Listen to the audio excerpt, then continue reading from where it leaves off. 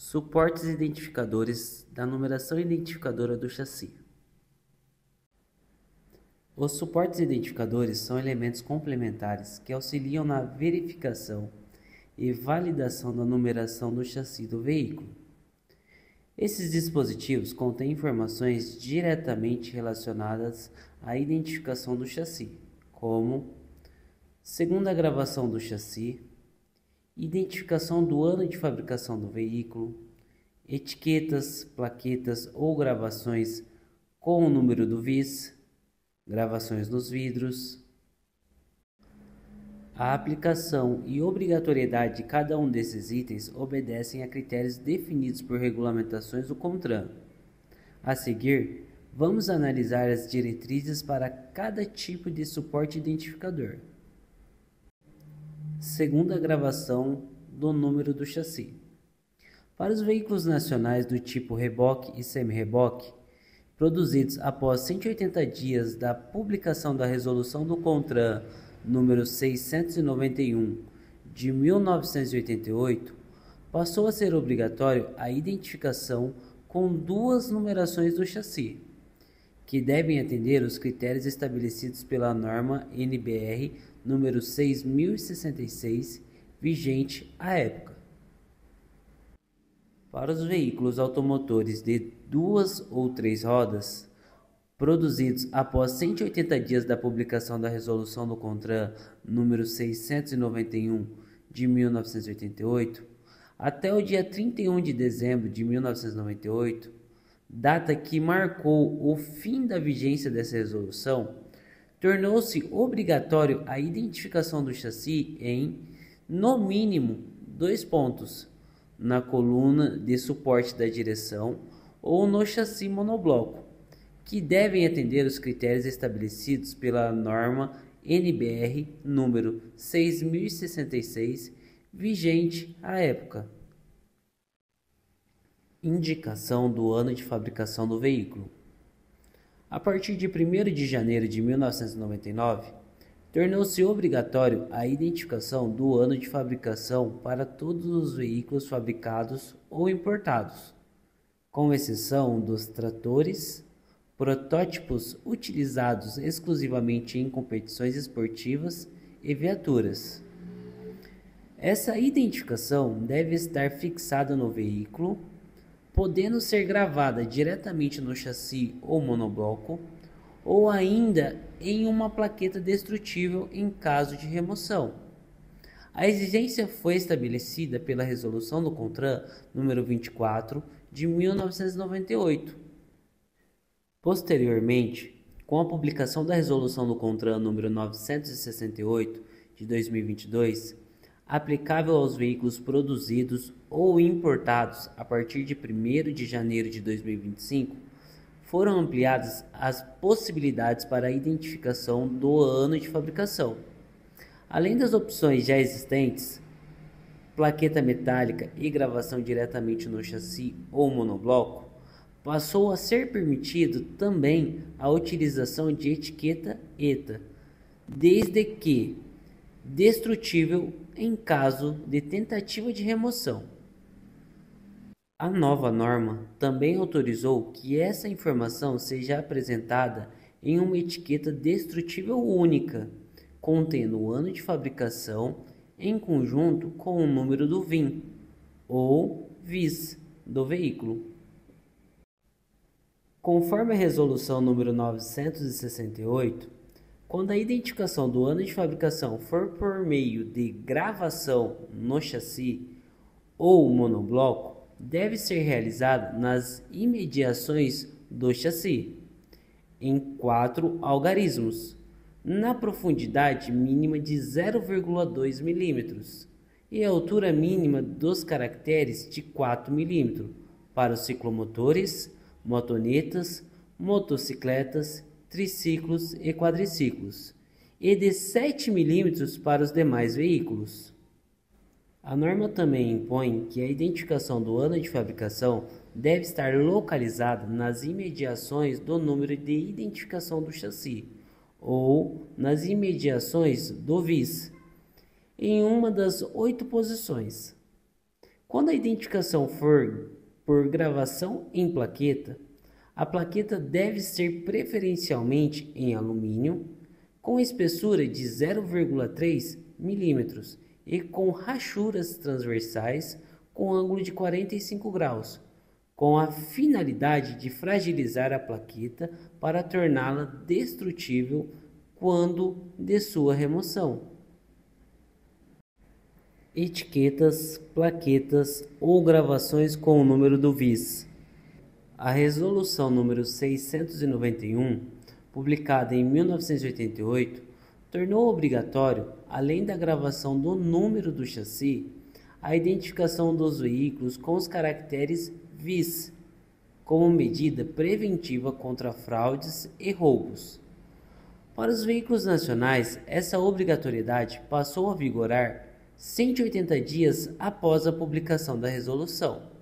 Já para os veículos importados, a exigência foi aplicada aos modelos fabricados a partir de 1º de janeiro de 1999.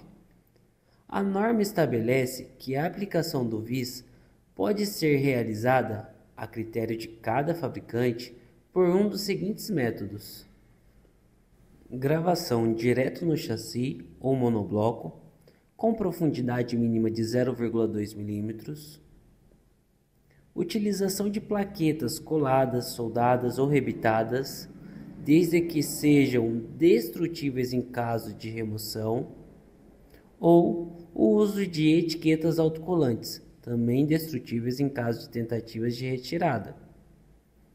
Devido à facilidade de aplicação e ao baixo custo, muitos fabricantes optaram por utilizar o método das etiquetas autocolantes, conhecido como etiqueta ETA, para marcar o VIS nos veículos. Algumas montadoras optam por inserir o número completo do chassi, mas geralmente são utilizados apenas os caracteres da 10ª à 17ª posição. Exceção feita pela General Motors, GM, que em 1998 utilizava etiquetas com 9 dígitos.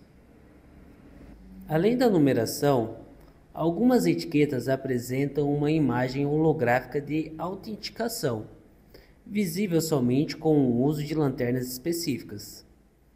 A GM substituiu essa holografia por QR Codes em suas etiquetas a partir dos meados de 2010.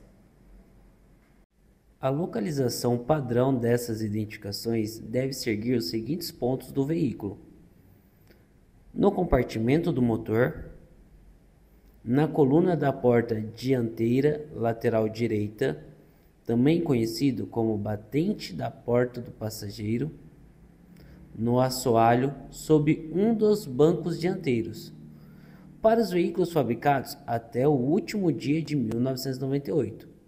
Após essa data, a etiqueta do assoalho deixou de ser obrigatória, porém, alguns fabricantes ainda utilizam essa etiqueta. Com a publicação da Resolução do CONTRAN número 968, foi determinado novas regras para a identificação do VIS nos veículos produzidos ou importados a partir de 1º de janeiro de 2025. Foi determinado que as etiquetas ETA devem atender aos seguintes requisitos: primeiro, conter, no mínimo, o número do VIS. Segundo, ser autocolantes. Terceiro, ser destrutível em caso de tentativa de remoção. E quarto, ser resistente às intempéries. Para os veículos produzidos com base nessa nova resolução, as etiquetas devem ser aplicadas nos seguintes locais: para ciclomotores, motonetas, motocicletas, triciclos e quadriciclos, sob o assento ou na parte dianteira do veículo. Para os demais veículos automotores, se exige 2 etiquetas: uma etiqueta na coluna do batente da porta dianteira direita e outra no compartimento do motor, se existente. Para os ônibus e micro-ônibus, também é permitido a substituição da ETA por uma plaqueta metálica soldada na estrutura da carroceria. Para reboques e semi-reboques, em uma das longarinas, em local diferente das duas gravações exigidas como número de chassi. Para reboques e semi-reboques, é permitido a substituição da ETA por uma plaqueta metálica soldada ou colada na longarina. Gravações nos vidros. A marcação do VIS nos vidros passou a ser exigido com a publicação da Resolução do CONTRAN número 691 de 1988. Para os veículos nacionais, a obrigatoriedade entrou em vigor 180 dias após a publicação da resolução.